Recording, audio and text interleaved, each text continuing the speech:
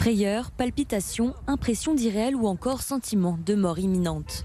Ce sont les symptômes les plus courants du syndrome de Paris. Un trouble psychologique qui touche les touristes, en particulier les Japonais, dû à la déception de la découverte de la capitale.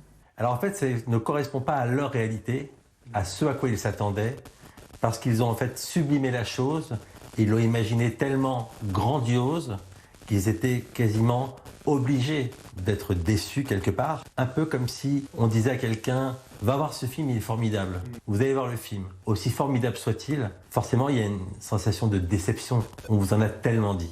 Influencés par les films comme Amélie Poulain, les séries ou encore les réseaux sociaux, les touristes idéalisent souvent Paris. Pour autant, ceux que nous avons rencontrés sont tous unanimes. C'est très romantique, mais tout le monde le sait. J'adore cette ville. Il y a quelques endroits un peu sales dans Paris, mais pour les touristes, c'est magnifique. J'ai entendu parler, donc j'étais curieuse de voir surtout la Tour Eiffel.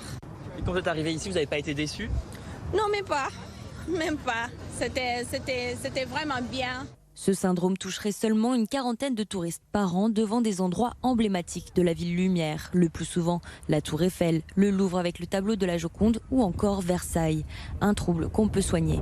Il faut la traiter comme quelqu'un qui aurait une attaque de panique quelque part, par la respiration, par le calme, par le fait de se rassurer et encore une fois de se rappeler que l'angoisse ne peut pas tuer, l'angoisse ne réduit pas l'espérance de vie. Et l'angoisse ne peut être que transitoire. Paris n'est pas la seule ville au monde où les touristes développent ces troubles. Florence et Jérusalem ont aussi leur syndrome.